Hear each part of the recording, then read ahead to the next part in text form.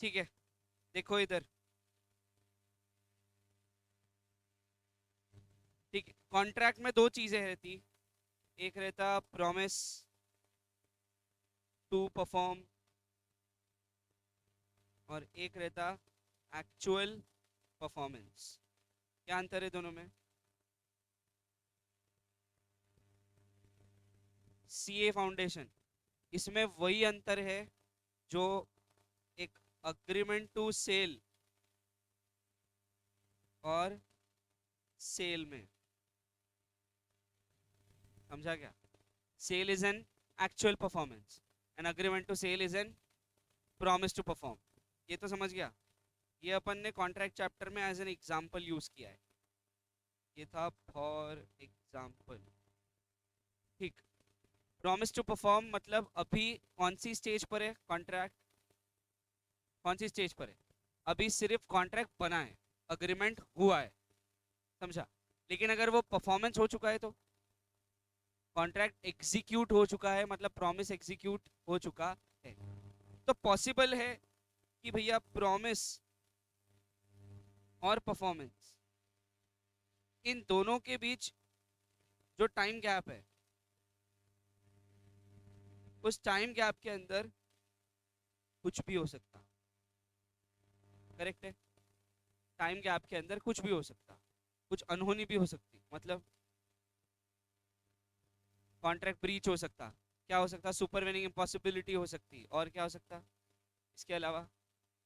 Contract directly void हो सकता कोई और कारण से। दो बेसिक कारण है, एक तो ब्रीच ऑफ कॉन्ट्रैक्ट मतलब पार्टीज ने खुद ने कुछ किया, और दूसरा कारण है सुपरवेनिंग इम्पॉसिबिलिटी। अगर तुम अलग से ये भी बोलोगे कि सर कोई पार्टी की डेथ हो गई, तो वो भी सुपरवेनिंग इम्पॉसिबिलिटी में ही आता। समझ रहा? क्योंकि उसमें किसी का डिफॉल्ट नहीं है। ये समझा क्या? अब जैसे कि मैंने एग्जांपल यूज किया डेथ, तो जहां पर है ना कॉन्ट्रैक्ट सोल कॉन्ट्रैक्ट है, मेरा बोलने का मतलब है जहां पर दो ही पार्टीज है, एक ए और एक बी, ये दोनों कॉन्ट्रैक्टिंग पार्टीज। इस केस में एक भी पार्टी का गुजर जाना कॉन्ट्रैक्ट को सीधा वॉइड कर देता। बराबर है? पक्की बात।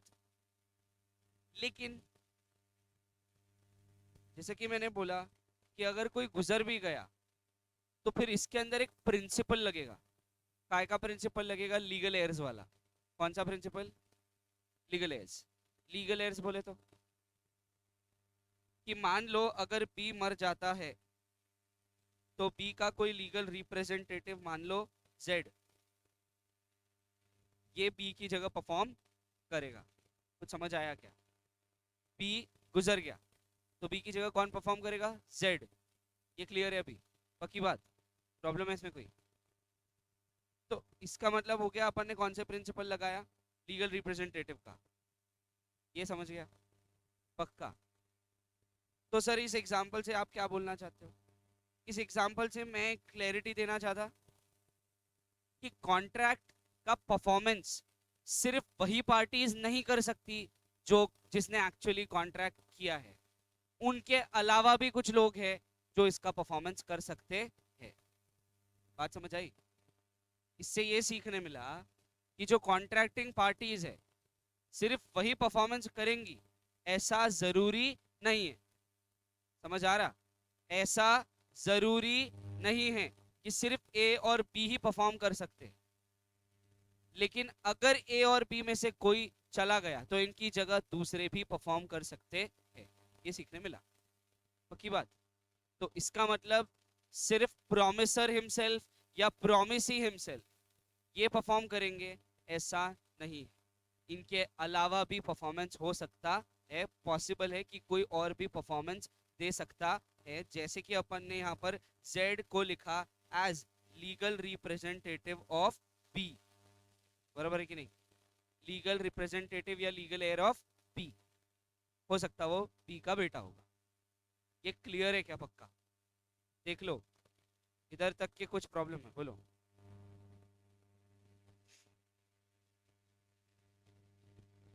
ये समझा? पक्का? लेकिन अगेन ये जनरल कंडीशन थी, मतलब ये जनरल ऑब्जेक्ट्स वाले जितने कॉन्ट्रैक्ट रहते हैं उनके लिए था। जनरल ऑब्जेक्ट्स मतलब क्या, बहुत नॉर्मल से कॉन्ट्रैक्ट थे कमर्शियल नेचर के, वहां पे कोई स्पेशल कंडीशंस नहीं थी। लेकिन ऐसा नहीं होता कि कॉन्ट्रैक्ट स्पेशल कंडीशन के नहीं हो सकते। कॉन्ट्रैक्ट अगेन दो नेचर के हो सकते हैं, एक जनरल और एक स्पेशल, जैसे कि अपन ने यूनिट नंबर 1 में पढ़ा है। कॉन्ट्रैक्ट स्पेशल भी हो सकता है, कॉन्ट्रैक्ट जनरल भी हो सकता है, depending upon general offer and special offer, ये तो मालूम है राइट। तो मेरा बोलना ऐसा है, कॉन्ट्रैक्ट में जनरल कंडीशंस भी हो सकती है या जनरल ऑब्जेक्ट भी हो सकता, और कॉन्ट्रैक्ट के अंदर स्पेशल कंडीशंस भी हो सकती है या स्पेशल ऑब्जेक्ट भी हो सकता है। ये समझा कि नहीं समझा? पक्का? अब जनरल जैसी मैंने वर्ड यूज किया तो इधर एक सेंटेंस है, कोई भी परफॉर्म कर सकता है। समझा क्या? कोई भी परफॉर्म कर सकता।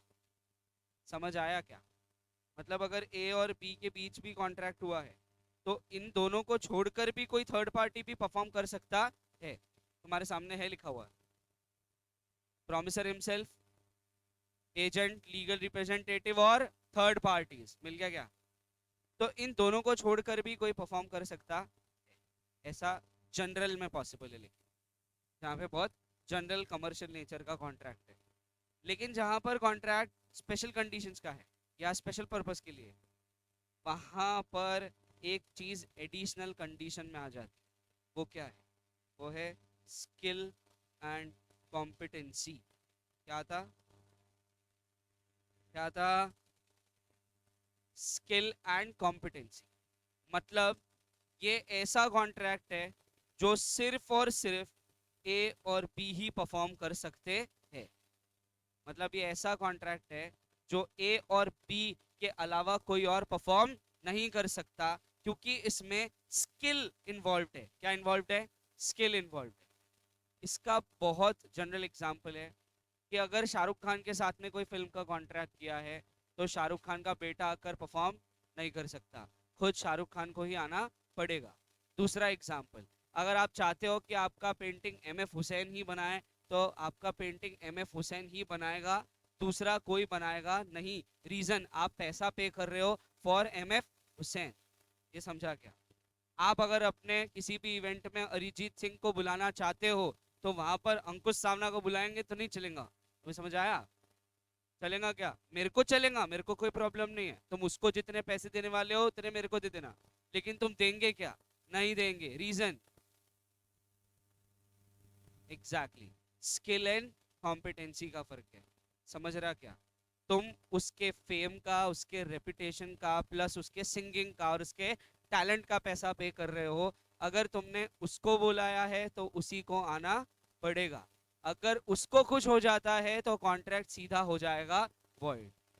समझ आया? अगर इन दोनों पार्टीज में से किसी को भी कुछ भी हो जाता है तो यहां पर कॉन्ट्रैक्ट होगा सीधा void. There will be no वॉइडेबिलिटी।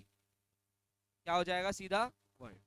लेकिन अगर जनरल कंडीशन में इन दोनों पार्टीज में से किसी पार्टी को कुछ हो जाता है तो यहां पर कॉन्ट्रैक्ट सीधा वॉइड नहीं होता। यहां पर कोई और परफॉर्म कर सकता, कोई और परफॉर्म कर सकता है। समझ रहा? यहां पर कोई और परफॉर्म नहीं कर सकता। कुछ समझ आया क्या? पक्की बात? अब ये थोड़ा डिटेल हो गया, इसको सिंप्लीफाई कर देते हैं। सिंप्लीफाई कैसे करेंगे? तो परफॉर्मेंस ऑफ कॉन्ट्रैक्ट, परफॉर्मेंस किस नेचर का है? तो बोले एकदम जनरल है, या तो फिर it depends on skill and competency. समझ गया? ये समझा क्या स्किल एंड कॉम्पिटेंसी का मतलब क्या है? कोई स्पेशल स्पेसिफिक पर्सन, और आप पे कर रहे हो उसकी स्किल का, उसकी कॉम्पिटेंसी का, तो वहां पर कोई और परफॉर्म नहीं कर सकता। वही अगर सर हम किसी भी ऐसी एरे गहरे या फिर राह चलते पेंटर से पेंट करवा रहे होते, उसको बोलते भाई तो हमारा पिक्चर पेंट करके दे, और वो अपने आदमी को बोल रहा पेंट करने के लिए, तो चलेगा क्या? आओ, चलेगा। रीजन वहाँ कॉन्ट्रैक्ट बहुत जनरल नेचर का है, आपको पेंटिंग से मतलब है, कौन बना रहा इससे कोई मतलब नहीं है। राइट, समझा ना। लेकिन ऑन दी अदर हैंड जब आपने एम एफ हुसैन का खर्चा किया है तो आपको पेंटिंग कौन बना कर देगा? वो खुद एम एफ हुसैन बना कर देंगे, अगर वो जिंदा है तो। समझा? देखो, reputation is in the person, fame is in the person, skill again is in the specific person. बराबर है कि नहीं? उसी पर्सन में होता है, वो खूबी सिर्फ उसी पर्सन में होती है। ना उसकी खूबी उसके बेटे को ट्रांसफर होने वाली है, ना ही किसी और फैमिली मेंबर को। तो आप जिस खूबी का पेमेंट कर रहे हो वो सिर्फ वही पर्सन कर सकता है, तो आपका परफॉर्मेंस सिर्फ वही पर्सन करेगा जिसके लिए आपने पे किया है। समझ आया क्या? आपने लॉ के सेशंस के लिए पे किया, मुझे फिलहाल के लिए स्पेशल कंडीशंस है कि स्किल एंड कॉम्पिटेंसी मेरा है, राइट? तो तुमको अगर कोई और आके पढ़ाएगा तो चलेगा नहीं, मैं एग्जाम्पल दे रहा हूँ, लेकिन समझ गया? पक्का समझा? सो performance will only be done by the person whom you have appointed to perform.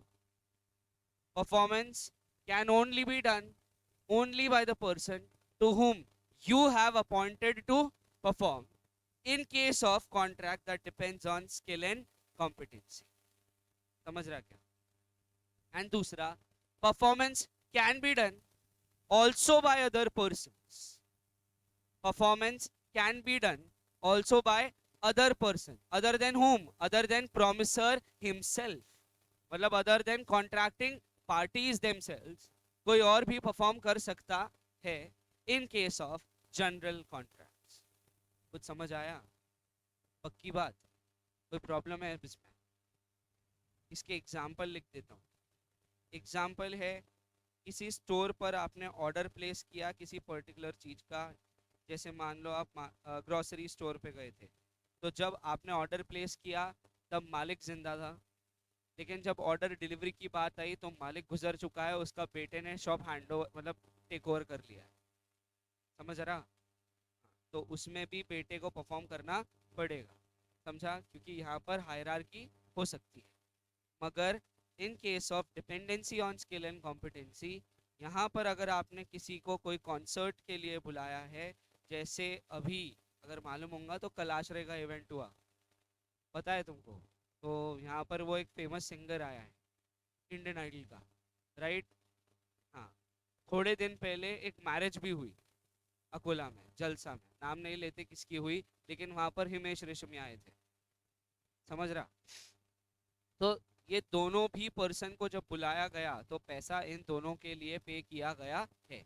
जैसे मैंने जो सुना, हिमेश रेशमिया ने लिए 50 लाख रुपीस, कितने? 50 लाख रुपए for performance of that particular marriage. Akola की बात, अकोला में आए थे सर, यस अकोला में आए थे। ये समझा क्या? तो आपने पे किस पर्सन के लिए किए? हिमेश। अभी समझा क्या? तो वही पर्सन के लिए आपने पे किया और वही पर्सन आपको परफॉर्मेंस के लिए लगेगा। भी समझा? पक्का। अगेन कलाशरे का जो इवेंट था उसके अंदर था या होने वाला है आई गेस, तो अभी संडे को है, आना आने वाले संडे को है। तो कलाशरे का जो इवेंट है वो जब होगा उस दिन इंडियन आइडल का एक फेमस सिंगर आएगा जो वो नॉर्थ से बिलोंग करता है। क्या? हाँ, मेरे को नाम याद नहीं था तो नाम बता दिया। वो आने वाला है, प्राइवेट इवेंट है, सिर्फ कलाश्रय के मेंबर्स के लिए होता है, लेकिन पैसा पे किया कलाश्रय ने किस पर्सन का? इंडियन आइडल के लिए, उस पर्टिकुलर व्यक्ति के लिए, तो वही व्यक्ति आकर परफॉर्म कर सकता है। ये समझा क्या? ऐसा। तो इन शॉर्ट ये हो गया example for skill and competency, और ये हो गया एग्जाम्पल फॉर जनरल कॉन्ट्रैक्ट्स। ये क्लियर है क्या माइंड में? पक्का? तो कुछ नेचर के कॉन्ट्रैक्ट्स होते हैं जो स्किल और कॉम्पिटेंसी पे निर्भर करते हैं, और कुछ कॉन्ट्रैक्ट्स होते हैं जो जनरल नेचर के होते हैं, जहाँ पर कोई स्किल एंड कॉम्पिटेंसी की ज़रूरत नहीं है। समझा क्या? पक्का क्या? कोई प्रॉब्लम है? पक्की बात? ये समझ गया?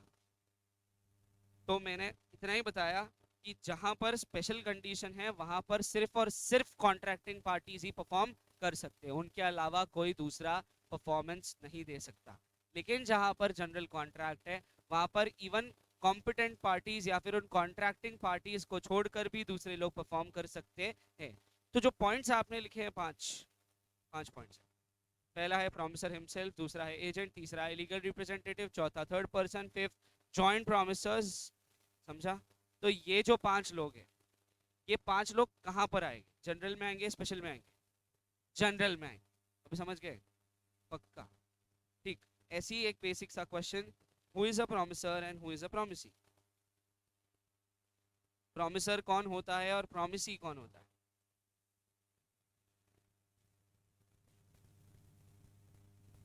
ठीक है, जिनको याद नहीं है उनके लिए, ऑफर करने वाला ऑफरर, जिसको ऑफर किया ऑफरी, ऑफरी के पास कितने ऑप्शन रहते हैं? एसेंट और एसेंट और यस और एग्जैक्ट। तो ये ऑप्शन में से अगर वो सिलेक्ट करता एसेंट, मतलब ही हैज एक्सेप्टेड, क्या किया उसने? एक्सेप्टेंस दिया है, और एक्सेप्टेंस दिया है वो बन जाता प्रॉमिसी। क्या बना? क्या बना? और जैसे ही ये प्रॉमिसी बनता, ये बन जाता प्रॉमिसर। ये जनरल, समझ आ गया? पक्का? तो कौन प्रॉमिसर बनता? ऑफरर। और कौन प्रॉमिसी बनता? ऑफरी। समझा क्या? ये मैंने फर्स्ट सेकंड पेज पढ़ा है अब कॉन्ट्रैक्ट चैप्टर का, सिर्फ रिवीजन के लिए, ताकि तुमको याद रहे कि कौन प्रॉमिसर है और कौन प्रॉमिसी है, और कौन ऑफरर है और कौन ऑफरी। क्लियर? पक्का? प्रॉब्लम कोई? ठीक है। ऐसी अगेन एक और क्वेश्चन, ऑफर का सेक्शन क्या है? Very good, section 2A। Promise का सेक्शन क्या है? गलत, तूने पहले डी बोला। Section 2B। ठीक है। और कॉन्ट्रैक्ट का सेक्शन क्या है? 2H। करेक्ट। और अग्रीमेंट का सेक्शन? बराबर है। पक्का? सीक्वेंस पता है क्या रहता? सीक्वेंस रहता ऑफर, एक्सेप्टेंस, अग्रीमेंट। अगर वो इन्फोर्सिएबल बाय लॉ है तो वो बनता है। समझा? लेकिन इसमें एक चीज मिसिंग है, बोलो क्या? हाथ ऊपर करके बताना। एक चीज मिसिंग है, बोलो क्या? क्या लगता, क्या मिसिंग है इसमें से? चलो क्लू भी दे देता, इसके अंदर नहीं, इसके बाहर मिसिंग है। अब बोलो। मतलब इसके बीच में नहीं लिखा जाएगा, बाद में लिखा जाएगा। Exactly exactly। कॉन्ट्रैक्ट के बाद होगा उसका एग्जीक्यूशन। समझा क्या? ऑब्वियस बात है ना बेटा, जब प्रॉमिस करेंगे उसके बाद उसका परफॉर्मेंस होगा। क्लियर है? तो सीक्वेंस क्या बना? सबसे पहले बनता अग्रीमेंट, फिर बनता कॉन्ट्रैक्ट क्योंकि वो एनफोर्सिबल है, और उसके बाद होता उसका परफॉर्मेंस, दैट इज एग्जीक्यूशन। ये सीक्वेंस भी याद रख, काम में आएगा। क्लियर है? ये सब पॉइंट्स, सारे पॉइंट्स क्लियर है? तो हम पढ़ रहे हैं सेक्शन 40, 41 और 42, 40, 41 और 42, 40, 41 एंड 42। याद रहेंगे?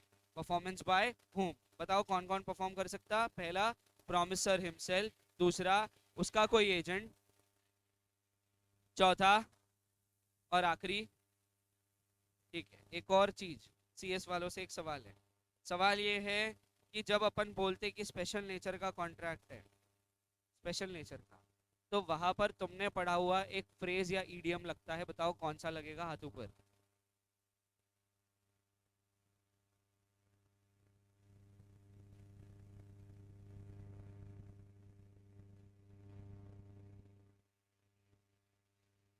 क्वी फैसेट पर एलियम फैसेट पर सी, क्वी फैसेट पर एलियम फैसेट पर सी, क्वी फैसेट पर एलियम फैसेट पर सी लगता है। He who acts through an agent is deemed to act himself. और एक आता है इसके अंदर प्रिंसिपल, एडिशनल, एडिशनल प्रिंसिपल है डेलीगेटस नॉन पोटेस डेलीगेट। इसका मतलब होता कि जिसको ड्यूटी दी गई है वो फर्दर अपनी ड्यूटी किसी और को ट्रांसफर, समझ आया? जैसे मुझे जो ड्यूटी दी गई है वो ड्यूटी में फर्दर ट्रांसफर नहीं कर सकता। ये समझ आया क्या? तो ये दो प्रिंसिपल्स हैं। जहां एजेंट अपॉइंट कर रहे हो वहां क्यू फैसेट पर एलियम फैसेट पर सी लगता है प्रॉपर, एग्जैक्टली। लेकिन जहां पर आप ये पढ़ोगे कि जहां पर स्किल और कॉम्पिटेंसी वाला कॉन्ट्रैक्ट है, वहां इसके दोनों मिक्सचर होंगे। क्वी फैसेट पर एलियम फैसेट पर सी and a delegatee can not further delegate. Delegatee, delegator बोले तो मैंने चैतन्य को काम दिया तो I am a delegator, Chaitanya is the delegatee. समझा क्या? आई एम द डेलीगेटर, काम सौंपने वाला कौन? असाइनर, काम सौंपने वाला असाइनर, और जिसको काम दिया गया वो कौन? असाइनी। क्या रहता? तो उसके एक और वर्ड है डेलीगेटर, और दूसरा कौन? डेलीगेटी। समझा क्या? तो जो डेलीगेटी है कैन नॉट फर्दर डेलीगेट, इसका मतलब क्या हुआ? जो ड्यूटी चैतन्य को दी गई है, चैतन्य ये ड्यूटी किसी और को नहीं। अभी समझ गया? पक्का? So a delegator can not, a delegatee can not further delegate. इसका मैक्सिम है डेलीगेटस नॉन पोटेस्ट डेलीगेर, डेलीगेटस नॉन पोटेस्ट डेलीगेर। समझा?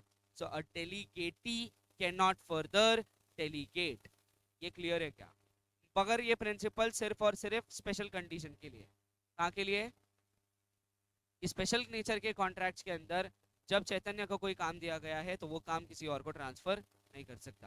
लेकिन ऑन दी अदर हैंड जब जनरल नेचर का कॉन्ट्रैक्ट है तो जो काम चैतन्य को दिया गया है वो किसी और को भी दे सकता है, कोई प्रॉब्लम नहीं। पक्की बात? क्लियर है? मैं बताऊंगा बात, पर ये समझा? पक्की बात? प्रॉब्लम इधर तक के कोई? ठीक। तो 5 चीजें हैं। क्या क्या है? पहला प्रॉमिसर हिमसेल्फ, सेक्शन क्या है? 40। दूसरा एजेंट, तीसरा लीगल रिप्रेजेंटेटिव, कोई सेक्शन नहीं है। अगेन चौथा 41, और आखिरी सेक्शन 40। जॉइंट प्रोमिसर का सेक्शन भूल के भी भूलना मत, बिल्कुल नहीं, अलाउड ही नहीं है, क्योंकि बहुत इंपॉर्टेंट है। आईएमपी क्वेश्चन है, बोल दो। ठीक है, सीए में आईएमपी। ठीक। तो अगर कॉन्ट्रैक्ट स्किल और कॉम्पिटेंसी वाला है तो कौन परफॉर्म करेगा? सिर्फ और सिर्फ कॉन्ट्रैक्टिंग पार्टीज, सिर्फ और सिर्फ। और अगर कॉन्ट्रैक्ट जनरल नेचर का है तो कोई भी। पक्का? चल ठीक, रीड कर। हाँ, अगर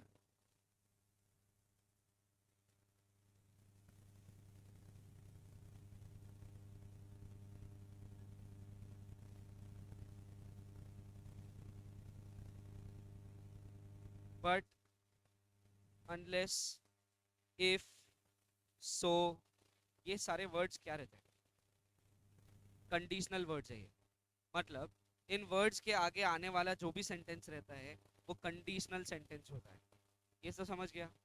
अपना सेंटेंस क्या है? So and so due to death of the competent party, और आगे उन्होंने लगा दिया अनलेस।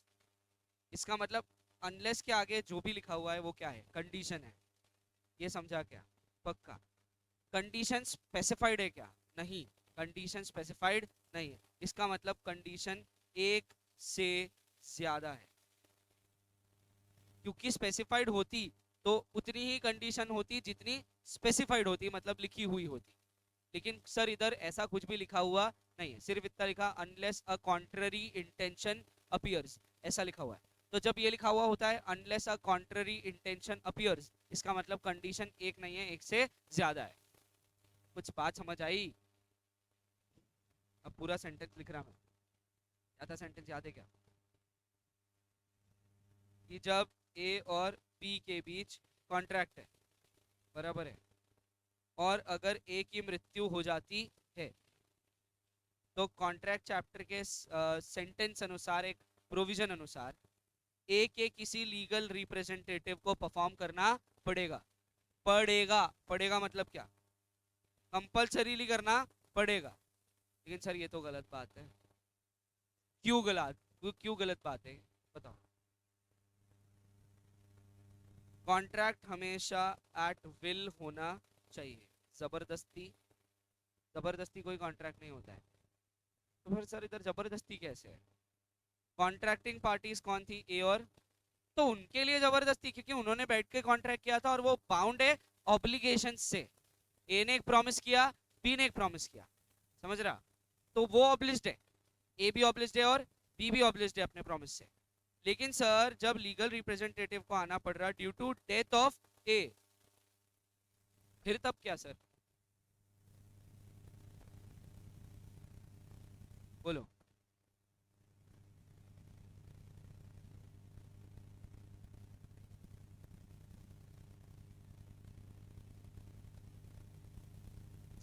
तुम समझे ही नहीं यार। ए और बी ये दोनों ओरिजिनल कॉन्ट्रैक्टिंग पार्टीज है, करेक्ट है, पक्का। मैंने क्या बोला कि ए की हो गई डेथ, डेथ होने के वजह से किसको परफॉर्म करना पड़ रहा, जेड को परफॉर्म करना पड़ा। तो जेड के साथ तो जबरदस्ती हो रही ना, जेड ने कॉन्ट्रैक्ट किया था कि ए ने किया था? तो जबरदस्ती किसके साथ होनी चाहिए थी? ए के साथ। क्यों? प्रोमिसर कौन था? ए। तो जेड क्यों ही जबरदस्ती थोड़ी परफॉर्म करेगा जेड, समझ रहा क्या? जेड जबरदस्ती परफॉर्म करेगा क्या? नहीं। तो जेड को ऑप्शन मिलना चाहिए या फोर्सफुली करना चाहिए? ऑप्शन मिलना चाहिए। परफॉर्म करना है तो कर, नहीं करना है क्योंकि कॉन्ट्रैक्ट तूने नहीं तेरे पिताजी ने किया था। अभी समझ रहा? कॉन्ट्रैक्ट जेड ने नहीं, जेड के फादर ए ने किया था। अभी कुछ समझा? हाँ बोलो क्या बोलना है आपका? क्या पॉइंट? आपको इसके लिए पढ़ना पड़ता दो चीजें, एक रहता वर्ड सक्सेशन और दूसरा रहता वर्ड असाइनमेंट। इसी यूनिट में सक्सेशन और असाइनमेंट। सक्सेशन का मतलब क्या है? जब ए डेथ हुई ए की, तो साथ साथ में उसकी एसेट्स भी ट्रांसफर होंगी किसको? जेड को। और अगर जेड, अगर अगर है, अगेन कंडीशन है, अगर जेड एसेट्स एक्सेप्ट करता है तो उसको लाइबिलिटीज भी एक्सेप्ट करना पड़ेगा। बात समझ आई क्या?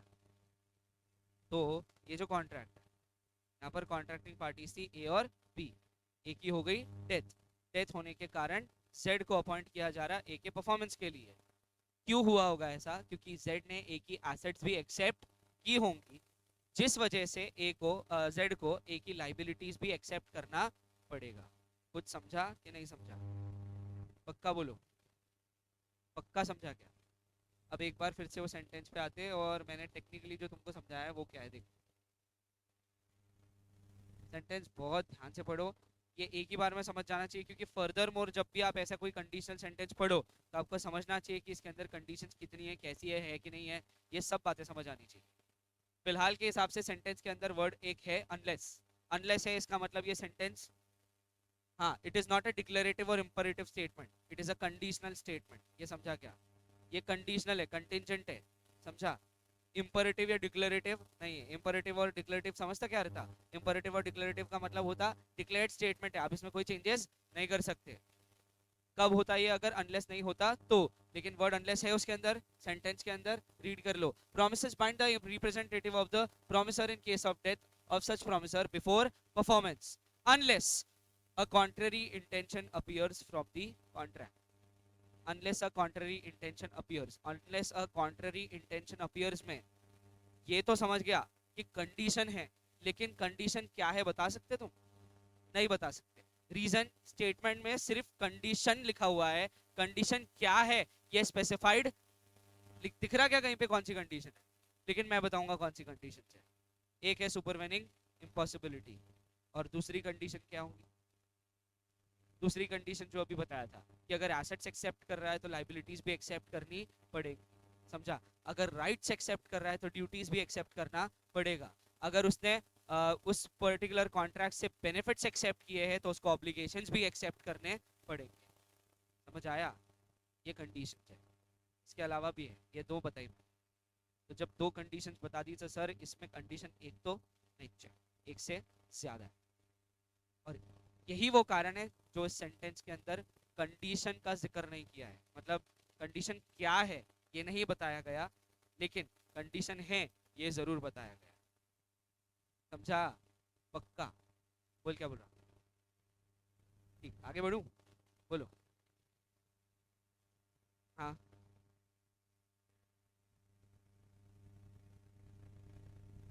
बराबर। नहीं, ये एक ऐसी कंडीशन है जो लॉ से इम्प्लाई होती है, इम्प्लाइड बाय लॉ। देखो, कुछ चीजें ऐसी है जो ऑब्वियस बोली जाती है। ऑब्वियस समझता वर्ड क्या होता है? ऑब्वियस, ऑब्वियस मतलब क्या होता है बताओ? ऑब्वियस मतलब अंडरस्टूड है, आपको वो एक्सप्रेसली बताने का कोई जरूरत नहीं है। मतलब आपको शो नहीं करना पड़ता, नहीं एक्सप्रेसली बताना पड़ता, क्योंकि वो पार्ट एंड पार्सल है। समझ आया क्या? पार्ट एंड पार्सल है। जैसे क्या इम्प्लाइड है? अब अगर हम रूल बुक बनाए तो रूल बुक में हम ये कहीं नहीं लिखते कि क्लास में बैठने के बाद में सर की इज्जत करना पड़ेगा, क्लास में बैठने के बाद में सर का सुनना पड़ेगा। ये कहीं नहीं लिखा जाता कि क्लास में बैठने के बाद में सोफेस्टिकेटेड बिहेवियर रखना पड़ेगा, डिसिप्लिन बिहेवियर रखना पड़ेगा, पंक्चुअल रहना पड़ेगा। ऐसा कोई नहीं लिखता। क्यों नहीं लिखता? ये इम्प्लाइड है, ये ऐसा करना पड़ेगा, because you are in a position where you have to follow rules, you are in a position where you have to respect. It is very obvious. अब समझा? ये होता है ऑब्वियस। और अपन क्या पढ़ रहे हैं? ऑब्वियस। तो कुछ चीजें ऐसी है जो कॉन्ट्रैक्ट में जिक्र करने की जरूरत नहीं है, ये ऑब्वियस बात होती, ये उसके अंदर इम्प्लाइड है। लेकिन कुछ स्पेशल कंडीशंस ऐसी रहती जिसको एक्सप्रेसली मेंशन करना पड़ता। ये स्पेशल कंडीशन नहीं। डेथ और रिप्रेजेंटेटिव का performance is not a special condition, ये खुद कंडीशनल है। कैसे? तो मैंने बोला ना कि जब जेड आएगा परफॉर्मेंस के लिए तो जेड से पहले ये पूछा जाएगा, तूने एसेट्स एक्सेप्ट किए क्या? जेड बोले हाउ। तूने राइट्स एक्सेप्ट किए क्या? जेड बोले हाउ। तूने बेनिफिट्स एक्सेप्ट किए क्या वो कॉन्ट्रैक्ट के? तो बोले हाउ। बोले फिर लाइबिलिटीज, ऑब्लिगेशंस, ड्यूटीज सब एक्सेप्ट करना पड़ेगा। समझा? पक्का? फिर जेड ने बोला, क्या मेरी कोई पर्सनल लाइबिलिटी आने वाली है सर? बोले नहीं, पर्सनल नहीं आएगी। जितनी इनहेरिट होंगी उतनी ही लाइबिलिटी होंगी, और जो इनहेरिट नहीं हुआ है, जो तूने अपना कुछ कमाया है, वो लाइबल नहीं रहेगा। समझा? जैसे A was the father and Z was the son, right? A मर गया, ए मर गया, उसने दोनों चीजें छोड़ी, एसेट भी छोड़ी और लाइबिलिटीज भी छोड़ी। लेकिन सिचुएशन ऐसी है कि लाइबिलिटीज ज्यादा है और एसेट्स कम। अमाउंट ले लेते हैं। ए जाते वक्त छोड़कर गया 2 करोड़ रुपए की एसेट्स, लेकिन जब लाइबिलिटीज देखी गई तो लाइबिलिटीज टोटल आ रही 2.5 करोड़ की। कितनी? 2.5 करोड़। तो जेड ने क्या किया? पहले नॉर्मल लॉ अप्लाई किया। नॉर्मल लॉ के अनुसार जेड को ट्रांसफर होंगे 2 करोड़ के एसेट्स। फिर लॉ पूछेगा एसेट्स लिया तूने? जेड बोला हाउ। फिर लॉ ने बोला तेरे को लाइबिलिटीज भी भरना पड़ेगा। जेड बोले पूरी? टेंशन में आ गया बेचारा। बोले 2.5 करोड़? बोले आए 2 करोड़ और 2.5 करोड़ लेंगे तुम? तो लॉ ने बोला नहीं, जितनी तुझे एसेट्स इनहेरिट हुई है उतनी ही तुझे लाइबिलिटी पे ऑफ करना पड़ेगा as per law. As per law the assets that have been inherited to you, या फिर बोलो the amount of assets that been inherited to you, उतनी ही आपकी लाइबिलिटी मानी जाएंगी। कुछ समझ आ रहा? तो लॉ के अनुसार 2 करोड़ के एसेट्स ट्रांसफर हुए और लॉ के अनुसार 2.5 करोड़ की लाइबिलिटीज ट्रांसफर हुई है, मगर पेएबल कितनी है?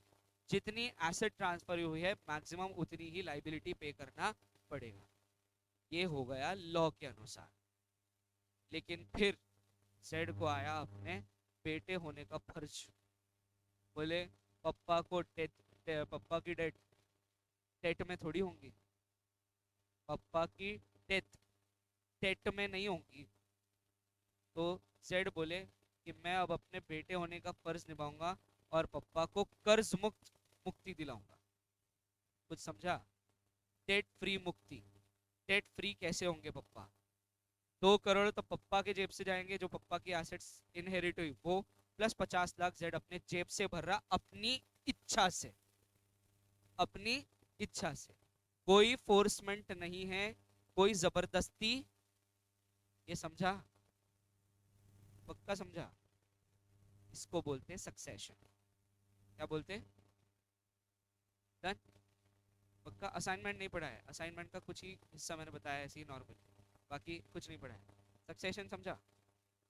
सो Z is liable only up to the amount of assets that had been inherited from A, that is of rupees 2 crores as per our example. He is not liable exceeding that, मतलब उससे ज्यादा के लिए liable नहीं है। ये समझा? Again, he is not liable, he is not responsible for an amount exceeding the property inherited, मतलब 2 करोड़ से ज्यादा के लिए वो लाइबल नहीं है। लेकिन ये लाइबिलिटी तय की है लॉ ने। किसने? लॉ ने। और ऑन दी अदर हैंड एक और लॉ है हिंदू लॉ, जहाँ पर बोला जाता कि भाई आप बेटे हो, आपका फर्ज है, क्या फर्ज है कि अपने पापा को डेट फ्री मुक्ति दिलाना।